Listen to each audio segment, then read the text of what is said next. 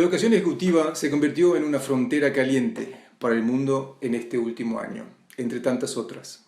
La pandemia reveló la necesidad de innovar un sistema del que depende el futuro de los negocios. No hay ejecutivo en el mundo que hoy no pueda dar prueba viviente de eso. Son las 14:30 en Madrid, las 10:30 en Mendoza y Buenos Aires, en la Argentina. Bienvenidos a Herederos del Cambio. Yo soy Flavio Canila. Y yo soy Pablo Barassi.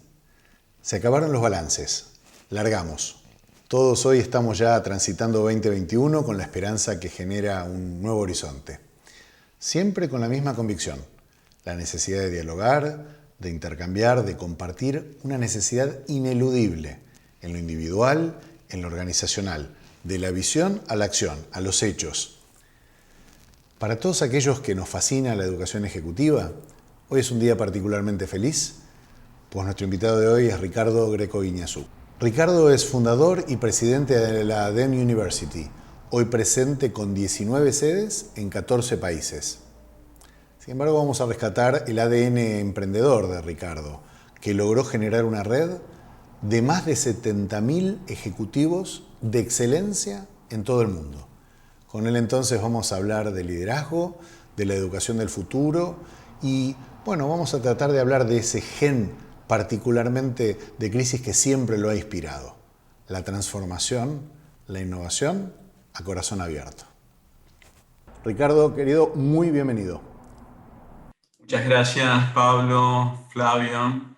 Es un placer estar con ustedes y con Herederos del Cambio. Así que bueno. Gracias también de mi parte, Ricardo. Y como dicen los ingleses, let's jump right in. Vos, cuando estuvimos preparando esta entrevista, para cuán tan generosamente te pusiste a disposición, me marcaste una frase que me quedó bastante grabada. Yo en la crisis me muevo como pez en el agua. Y de ahí saco la primera pregunta. La crisis como el gran maestro. Si vos, como digamos maestros de ejecutivos, maestros también de crisis, tuvieras que responder, como ejecutivo, ¿se puede aprender a estar preparado para la próxima crisis? Sí, evidentemente que sí, ¿no? ¿Y cómo se hace? Creo que hay tres temas en particular que hay que desarrollar, ¿no? Por un lado, la flexibilidad, por otro lado, la gestión del cambio y, en tercer lugar, cambiar los paradigmas mentales, ¿verdad? O sea, pensar que el cambio no es excepcional, sino permanente, considerar que la mejora continua ya no es suficiente, sino que es necesaria la disrupción, y esta idea de la resiliencia frente a todo lo que viene, ¿verdad? Esto es estar preparado, no solamente en cuanto a conocimientos, sino también a competencias que te hacen falta para enfrentar los cambios, ¿no? ¿Y qué te parece que se entendió de esta crisis para la próxima? Creo que esta fue una crisis que nos cambió a todos a nivel personal, ¿no? Y esta crisis personal se transfirió a lo profesional, a lo corporativo, y bueno, ayudados por la conectividad y por la tecnología, creo que evidentemente será un antes y un después en todos los sectores de actividad, ¿no? Ya que hablaste justamente de lo personal, Ricardo, sin ser indiscreto, pero sí compartiendo, si tuvieras que seleccionar alguno de esos grandes aprendizajes de este último tramo, ¿contra qué obstáculos y demonios propios tuviste que luchar? Y creo que la soledad, ¿no? Y la tristeza de la soledad. Yo particularmente me separé de quien era mi pareja durante la pandemia y para mí fue muy duro, ¿no? Evidentemente en esas circunstancias uno repiensa todo, ¿no? Y creo que yo particularmente me siento con el mandato de ser feliz. Y a partir de ese mandato soy capaz de tomar decisiones heroicas, ¿verdad? Decisiones heroicas implica decir basta, ¿verdad?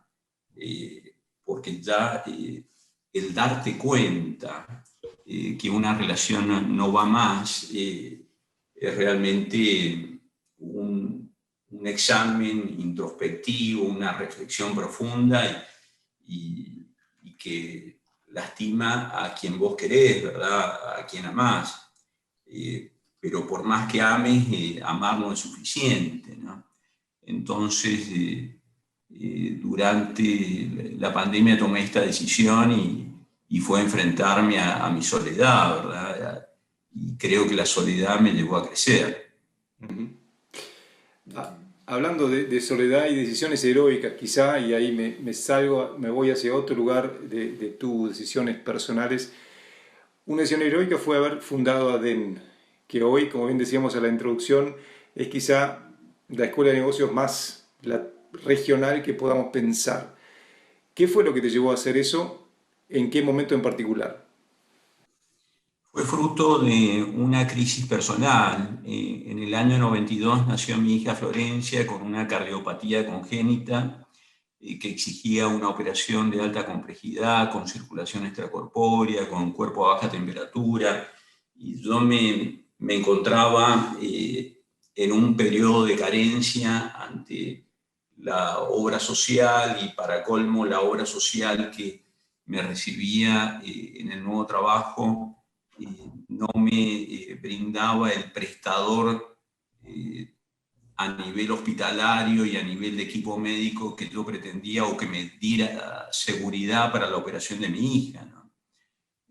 Entonces, en esa circunstancia dije, bueno, ¿cómo hago para obtener este dinero? Porque era prácticamente la mitad de mi casa, el costo de la operación, ¿no? Y fue así que dije, ¿qué puedo hacer? Yo venía de vivir en Buenos Aires unos 4 años y de estar en posiciones importantes, de ser un CEO de una operación con más de 3.000 empleados, con ingresos de más de 300 millones de dólares y demás. Y de pronto me vi con esta situación y dije, bueno, ¿qué tal si armo unas jornadas de marketing en Mendoza? En aquel momento el marketing era toda una novedad y especialmente las nuevas tendencias del marketing que irrumpían en aquella época. De qué año estamos hablando? Año 92. Y bueno, fue así que convoqué a 4 amigos míos de Buenos Aires que eran gurúes del marketing en ese momento y más yo mismo para dar esas jornadas de marketing. Fui a pedirle ayuda a la Unión Industrial de Mendoza para que me dieran una oficina con un teléfono. Fui a pedirle ayuda al diario Los Andes, que es el principal medio de comunicación de Mendoza, para que hicieran un canje conmigo con este objetivo. Fui al principal hotel de la época, que era el Hotel Aconcagua, para que me diera el salón en canje contra lugares en ese evento. Y así fui armando este primer evento que fue formidable, que fue todo un éxito. En principio yo le había dicho a los 4 expositores que a todos los auspiciantes, no solamente a los profesores, cuál era el objetivo de recaudar fondos para el caso de mi hija, ¿no? Pero a los profesores les había dicho si me sobraba dinero, les iba a pagar sus honorarios, ¿no? Y se prestaron muy bien para este objetivo y lo cierto es que me sobró dinero y les pude pagar, ¿no? hubieron más de 120 participantes que pagaron $750 y bueno, la operación de mi hija fue todo un éxito. No, no podía, nunca pudo practicar deportes en forma competitiva, pero tiene una vida normal como cualquiera de nosotros. Así que, bueno, esto era solo un one shot que tenía un objetivo de recaudación. Y después lo cierto es que la gente me fue reclamando y yo iba caminando, recuerdo, por la peatonal de Mendoza y me decían, ¿cuándo vas a hacer un nuevo evento? Que me quedé afuera, que me dijeron que estuvo muy bueno y así fue que armé unas segundas jornadas de marketing en Mendoza y también lleno completo y bueno, y así fue creciendo como actividad. Y, y bueno, en esas épocas se dio que me quedara sin trabajo. Para colmo era épocas del tequila, que era difícil conseguir un trabajo en ese momento. Y bueno, entonces decidí profundizar esto que había creado en principio para hacer unas jornadas anuales o semestrales y lo cierto es que creé un programa de formación de ejecutivos de marketing y lo dicté en Mendoza, en San Juan, en San Rafael, en San Luis. Y bueno, lo cierto es que todo me fue llevando como si hubiese estado en la ola y me llevaba solo, ¿verdad? Ahora, El hecho pero, de disculpa que te interrumpa. Eso es Argentina. De Argentina a Latinoamérica, me imagino que no habrá sido un camino tan de a poquito, debe haber sido un salto grande. Sí, sí, o sea, esto año 92 al 2001 estuve solo en Argentina y fui creciendo a una velocidad vertiginosa del 100% de crecimiento anual, ¿verdad?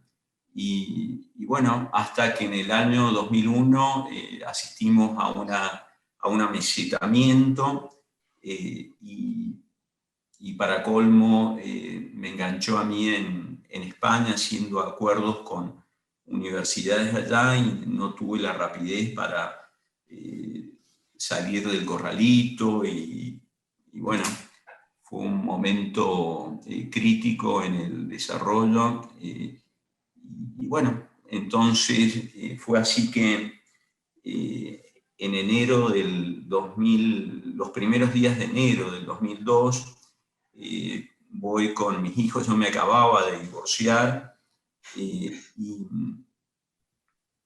me había divorciado en octubre del 2001, con todo lo que esto implicaba y para colmo la, la crisis macroeconómica del país. Bueno, me voy con mis chicos a Viña del Mar, Chile, y allí me encuentro con el director general de la Universidad Adolfo Ibáñez de Chile. Y entonces le explico la situación y le hago ver que, imagínate nosotros brindando capacitación y lo primero que se elimina en un presupuesto de una empresa es el ítem de capacitación en cualquier crisis, ¿verdad? Y entonces él me dice, pero oye, que el mundo es mucho más que Mendoza y que Argentina, y ustedes han desarrollado un know-how que pueden llevar a otros países, y por qué no ves de hacer algo así en Costa Rica o en Ecuador, países donde se aprecia el valor del certificado y de la educación y qué sé yo. Yo lo miraba exorbitado a este hombre, tal cual, porque, bueno, él lo decía con este paradigma del chileno, ¿verdad? Que ve más el mundo como su mercado, a diferencia del argentino, que vemos más el mercado doméstico, ¿no? Claro. Esto es por un tema natural, porque el mercado argentino es muchísimo más grande que el mercado chileno. Y ellos, si quieren crecer, evidentemente tienen que hacerlo fuera de sus fronteras, ¿no? Y ellos están naturalmente más adaptados a un contexto global, ¿no? Mm. Entonces, bueno, le digo, puede ser Costa Rica. Yo ni siquiera en ese momento conocía a Costa Rica, ¿no? Pero me sonaba, pero le digo, el INCAE nos va a destrozar allá. Y el hombre me dice, no te hagas problema, que no te van a ver llegar. Y tal cual, no me vieron llegar, y lo cierto es que fue un éxito brutal, y lo cierto es que ocupamos buena parte del mercado, y bueno, fuimos desplazando al INCAE de muchas plazas donde ellos se iban retirando, incluso nosotros íbamos tomando su personal, y bueno, fue así como fuimos creciendo y tomando plazas uno a uno, y bueno, esto es un poco la historia, Flavio, ¿no? Muchísimas gracias de corazón, digamos, por compartir esos orígenes fuertes, críticos y el cambio de etapa y de ciclo. Y podríamos tomar ahora mismo lo que vino ocurriendo como uno más, ¿no es cierto? Se afirma que si un sector probó justamente no estar a la altura del gran quiebre que generó la pandemia fue la educación, y especialmente la educación ejecutiva. ¿Qué debe cambiar, Ricardo? ¿Qué ves? Mira, lo cierto es que el cambio se produjo y fue de la mano del e-learning, y fue la pandemia el gran despertador después de 200 años que la educación estuvo adormecida, ¿verdad? Atada a viejos paradigmas y con pedagogías anticuadas, ¿verdad? Y de pronto la pandemia provoca que el e-learning irrumpa y se valide con mucha fuerza, ¿verdad? Porque hasta la pandemia todo lo que era e-learning era denostado, era visto negativamente como de baja calidad, y especialmente por los profesores de las escuelas de negocios y de las universidades, ¿no? Y de pronto todo esto que provocó la pandemia empieza a darle un lugar inusitado a todo lo que es e-learning, y con ello a todas las plataformas y todas las aplicaciones que van vinculadas al e-learning, ¿no? Y si a eso le sumás la inteligencia artificial, la analítica de datos, la realidad virtual, que son todas tecnologías de las cuales se van muniendo el e-learning, y bueno, de pronto hace una diferencia brutal, ¿no? Porque el conocimiento empieza a brindarse en forma personalizada, ¿verdad? De acuerdo a las necesidades de cada individuo, de acuerdo a los tiempos de cada individuo, a la forma de aprender de cada uno, y todo esto gracias a la analítica de datos, ¿no? Entonces, nosotros veníamos desarrollando todo lo que era e-learning hace más de 10 años, y bueno, lo cierto es que teníamos al momento de iniciar la pandemia más de 70 programas. Y bueno, la pandemia nos tomó muy bien preparados para enfrentarla. No es que nosotros hayamos previsto un sismo como la pandemia. Nadie puede decir que lo haya previsto, nadie. Sí, tal cual, pero evidentemente estábamos muy bien preparados para hacerle frente, y con muchos años de curva de experiencia en esto, y lo que para nosotros era una actividad que no representaba más del 30% de los ingresos, de pronto explotó, y hoy por hoy es el 100% de nuestros ingresos, ¿no? Bueno, creo que supimos adaptarnos, y bueno, hoy por hoy tenemos 12 carreras de licenciaturas de ingeniería del ámbito de los negocios, todas online.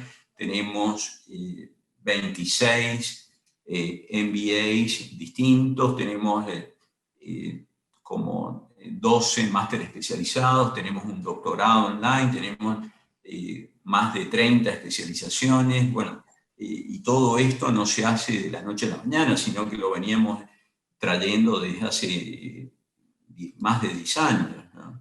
Estaban listos.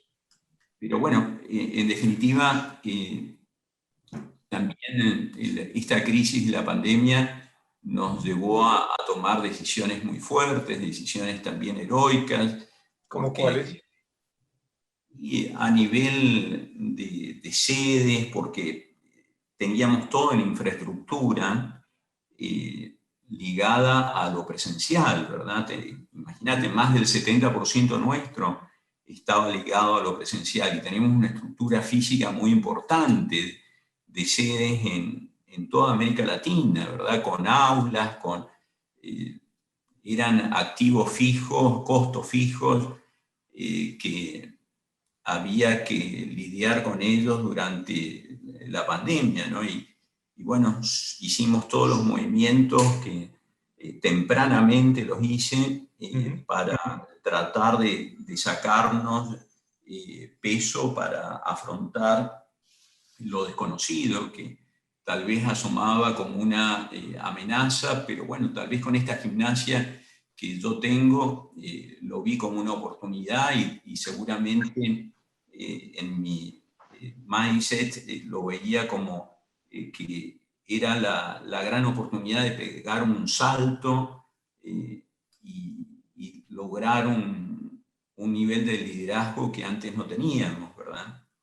Y bueno, esto, en algunas crisis hay mucha gente que se pone a llorar y hay otros que salimos a fabricar pañuelos, ¿verdad? Yo me inscribo en estos últimos y bueno, así, y de hecho te he descrito, ¿verdad? Primera, una crisis personal, familiar, después, segundo, una crisis profesional que me quedo sin trabajo, la tercera fue una crisis macroeconómica del país y la cuarta, que yo no la vi venir, pero bueno, llegado el caso, tenía ya el mindset preparado para eso, que fue la crisis de la pandemia, ¿verdad? Yo muchas veces pienso, y volviendo a agradecer lo que estás compartiendo, Ricardo, ¿en qué momento como líderes nos olvidamos de la importancia de poder enfrentar las crisis? O en todo caso, incorporar que la crisis habilita la innovación. ¿En qué momento te parece que como líderes nos olvidamos de integrarla en nuestro mindset de negocios? ¿En qué momento nos olvidamos? Ok. Mira, yo creo que un motor grande es la necesidad, ¿no? Uh-huh. Hay obviamente otros motores que también a mí me animan a levantarme con más ganas, con más fuerza. Por ejemplo, estar enamorado, ¿verdad? Estar enamorado te da fuerzas para levantarte día a día, para afrontar la vida de otro modo, ¿no? Pero la necesidad en el marco empresario es muy fuerte, ¿verdad? O sea, cuando yo salgo al exterior, cuando armo la expansión internacional, yo estaba entre la espada y la pared con 18 personas que dependían de mí, ¿verdad? 18 familias y yo me debía la responsabilidad de hacer frente a eso. Y no despedía a nadie en el año 2002. Y la gente se acuerda que yo no despedía a nadie y que todo lo que ingresaba lo repartíamos entre las 18 personas que éramos la comunidad de aquella época. Y bueno, esto queda y la gente te respeta, fruto de estas decisiones que vos tomás para sobrellevar un momento así, ¿no? Hay otros que se mueven mejor en épocas de confort, de comodidad. Yo soy pésimo gestionando la comodidad, ¿verdad? Si vos tenés que pensar y mirar, digamos, todo lo que atraviesan ADN hoy por hoy, las cosas que están escuchando hoy por hoy, ¿qué te parece vos que son los temas que no se están hablando y se deberían estar hablando justamente en el mundo de los negocios, en el mundo del liderazgo, en el mundo de ir hacia un modelo de negocios disruptivo no solo por sí mismo, sino para prepararse para la próxima crisis que seguramente está por llegar? Creo que hoy un gran reto que tenemos los líderes es conservar la productividad en el home office, ¿no? Porque es algo que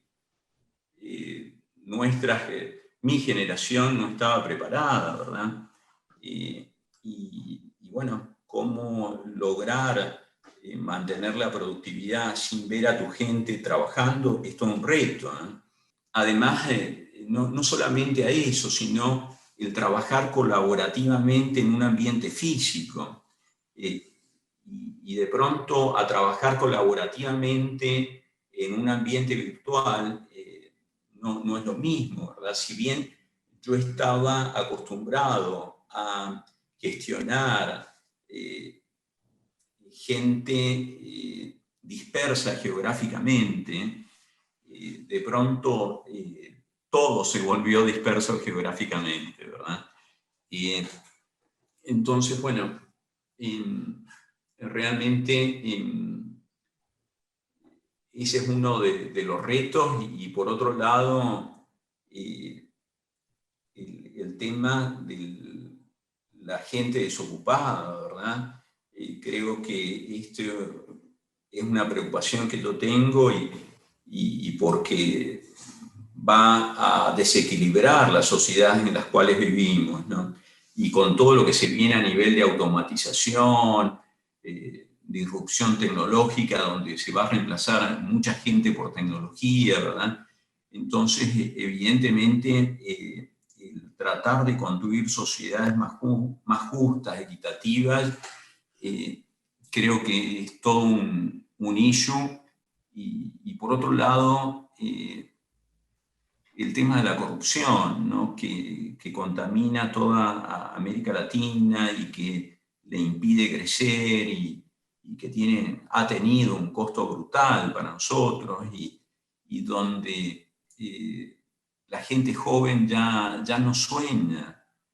Ya creo, nosotros mismos, creo que ya vemos una América Latina que se rinde ante la corrupción y ante el populismo y como que la vemos incorregible y no factible y ya vamos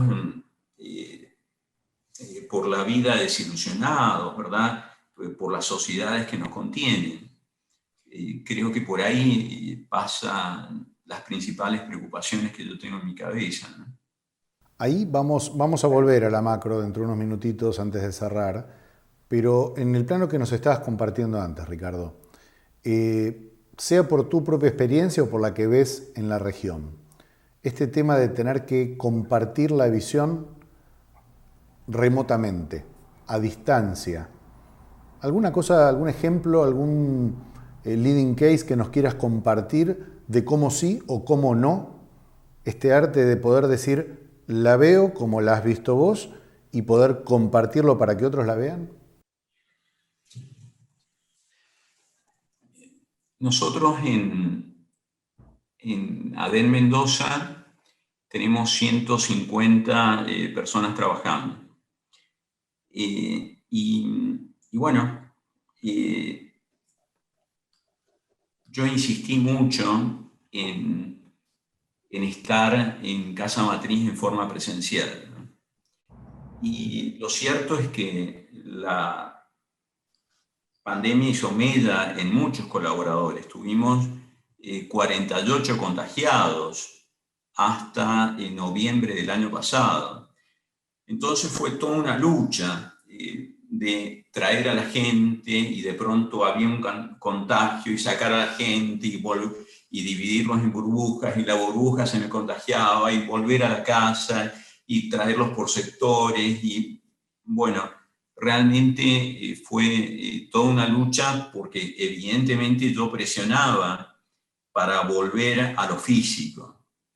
Y bueno, esto fue una lucha que yo tuve que librar internamente y darme cuenta que habían muchos puestos que necesitaban lo físico. Por ejemplo, la gente del estudio de grabación, ¿verdad?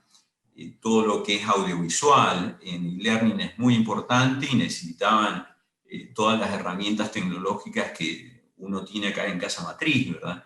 pero había mucha gente que vi que trabajaban hasta mejor en su casa, ¿verdad?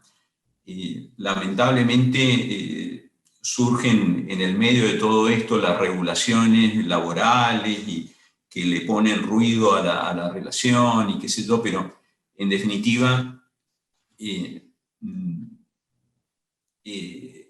gran esfuerzo que tuve que hacer es darme cuenta en función de los perfiles y en función de las funciones que cada uno desempeñaba, ver dónde podía relajarme en cuanto al home office y dónde insistir en la presencialidad, ¿no? Para mí fue toda una lucha interna que seguramente es generacional, ¿verdad? Es claro es que justamente esa lucha es, a ver, la visión es visión entusiasmante y es la que, digamos, combate toda esa desesperanza que en algunos sectores circula, con lo cual ahí los líderes tenemos una responsabilidad, ¿verdad? De hecho, el origen mismo de Herederos, tú lo sabes, ha tenido que ver con eso, mostrar que se puede avanzar, que se puede cambiar y transformarnos a pesar de todo, ¿no? Y me Sí, sumo yo. y dar siempre el ejemplo, ¿verdad? Porque en esta lucha que yo llevaba adelante entre el venir al lugar físico y adentro, yo siempre fui líder en esto en cuanto a encabezar esto, a pesar de que yo soy grupo de riesgo, ¿verdad? Y la gente me decía, pero vos no vayas a trabajar físicamente. No, yo iba a trabajar siempre y bueno, sabía que me podía contagiar, pero quería estar en el frente de batalla con mi gente. O sea, no me imaginaba quedándome en mi casa cuando la gente venía a trabajar a Denver, ¿no? A ver, y quería sumar yo ahí un pensamiento, una reflexión. Estamos hablando de un mundo líquido, ¿no? Un mundo que está cambiando constantemente, un mundo que va a seguir cambiando y si algo aprendimos el año pasado es que las certezas quizás se acabaron de alguna manera. En este mundo líquido y para los líderes ejecutivos principalmente se habla siempre del propósito, unir el propósito dentro del liderazgo. ¿Cómo harías vos para meter ese propósito dentro de tu liderazgo? ¿Cómo lo haces? ¿Es el ejemplo, como decía recién, el ejemplo personal o hay algo más? Ya, yo digo que las dos claves de mi liderazgo es ejemplo y servicio.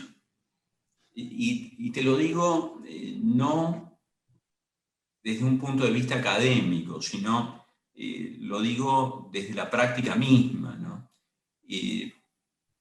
Para mí la pirámide siempre la vi invertida y los que estamos arriba estamos para servir a los que están abajo y para que a ellos se les facilite el cumplimiento de los objetivos y no al revés, ¿verdad? O sea, y esto no es un tema fácil y yo cada vez que incorporo un director verifico esto, el nivel de servicio que tiene, que puede aportar a la organización y es un punto de humildad, ¿no?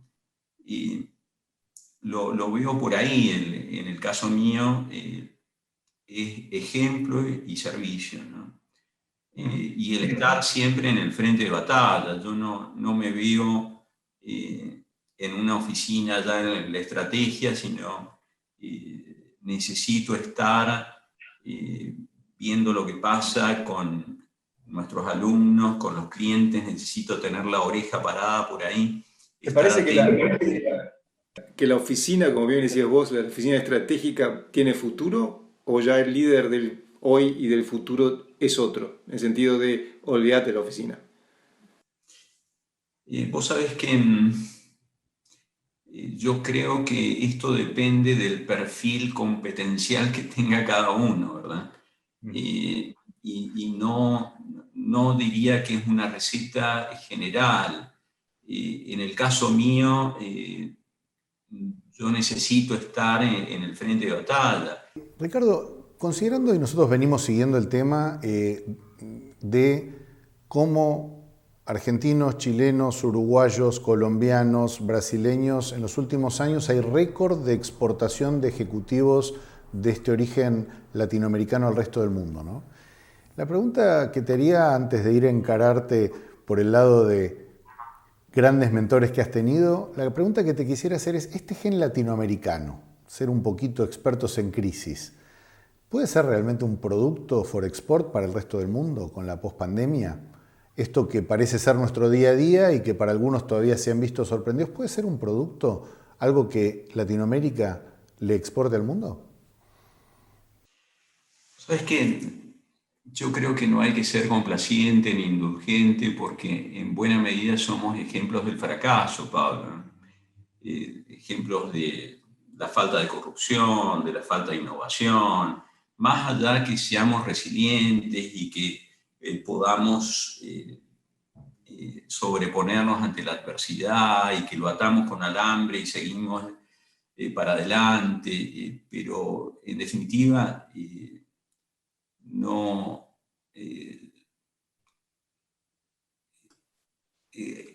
queda claro que hay muchos argentinos, muchos chilenos, muchos colombianos en posiciones claves en compañías multinacionales y demás, pero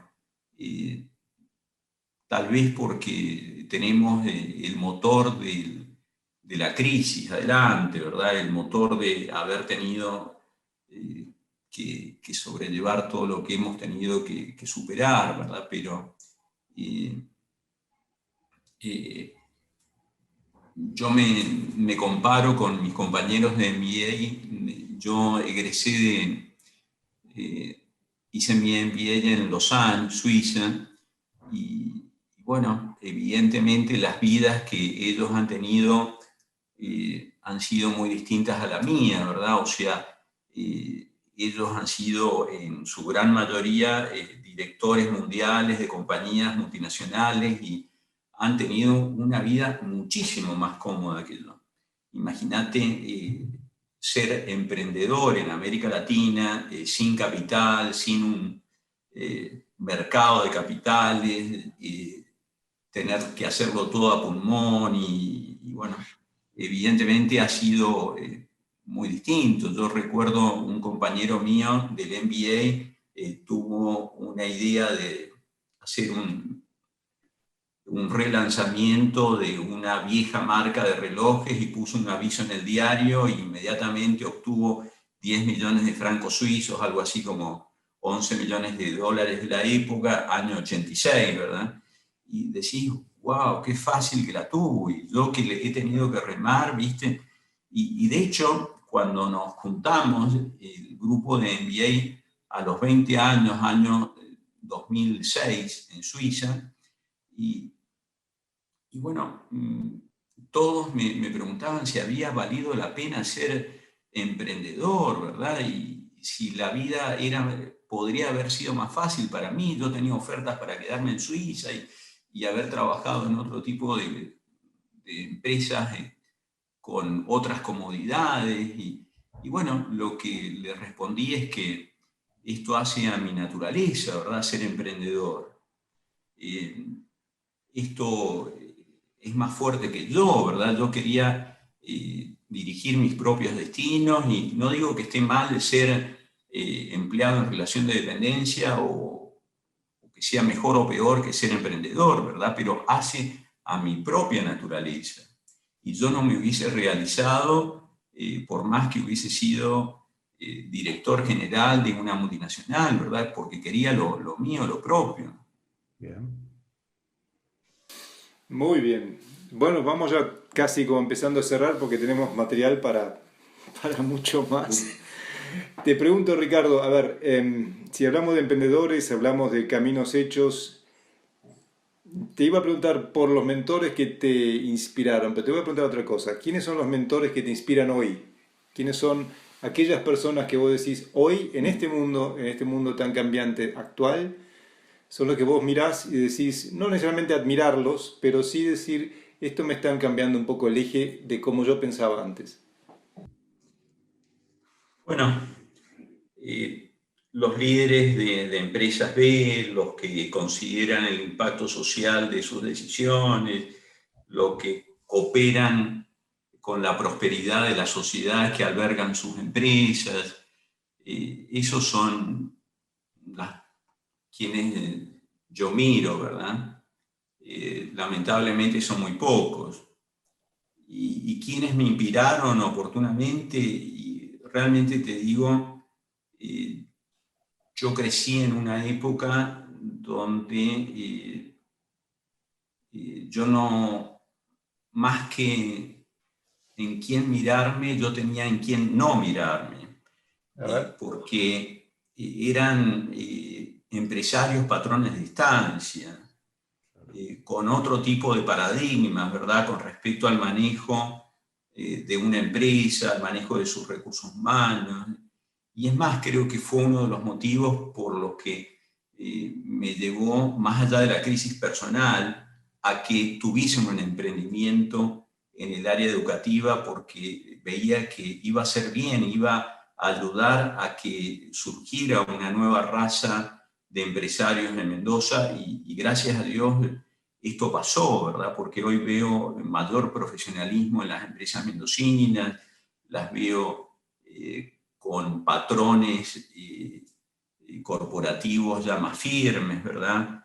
Y no los que yo supe tener en los años 80, que bueno, que si bien tenían éxito, hicieron mucha plata y demás, pero no los vi comprometidos con la sociedad, y su éxito no era lo moralmente justo que yo pretendía, ¿verdad?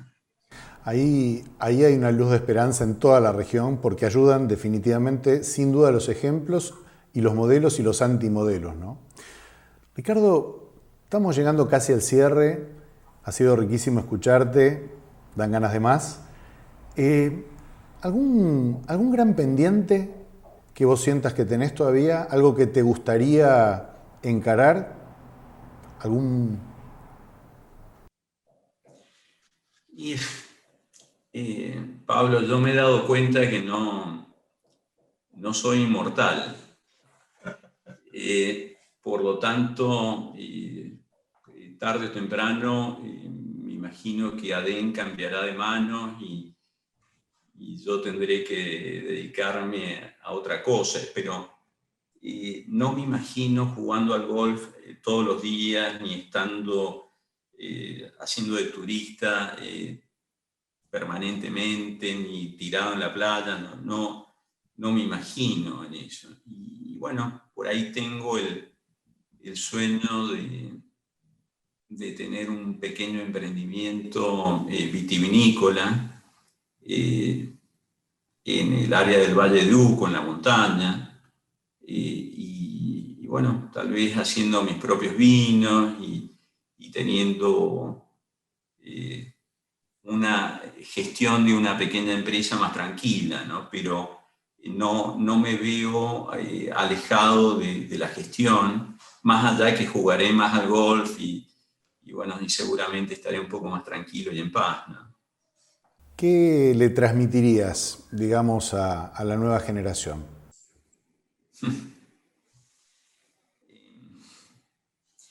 Creo que hay que estar con un modelo de aprendizaje permanente, ¿verdad? Y estar siempre preparado para lo que se venga. Y en esto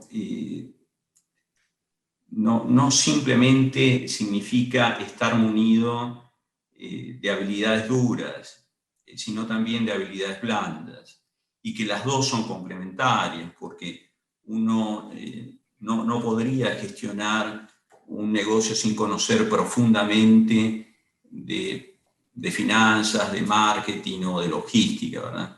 Pero evidentemente que hace falta combinarlas con habilidades blandas para liderar gente, para saber comunicar, para saber trabajar en equipo. Por lo tanto, lo que diría es learning for life, ¿no? O sea, estar siempre aprendiendo, ¿no?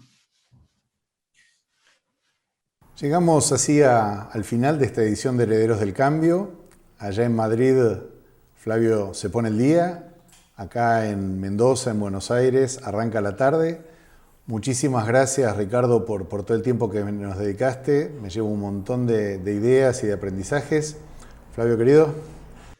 Y Ricardo, también de mi parte, a ver, te digo gracias principalmente por muchas, me habrás visto que estuve anotando bastante, y eso siempre es un signo que voy a tener mucho que trabajar después, pero me quedé con una frase, y una frase que me marcó, y lo sentís también en la voz que tengo ahora, porque me pareció, a ver, algo que nos mueve a todos, que conocemos la región en la que vos generaste todo ese cambio, esa transformación, y dijiste, la gente joven ya no sueña. Y yo creo que me llevo de esta charla que una crisis es una invitación a soñar.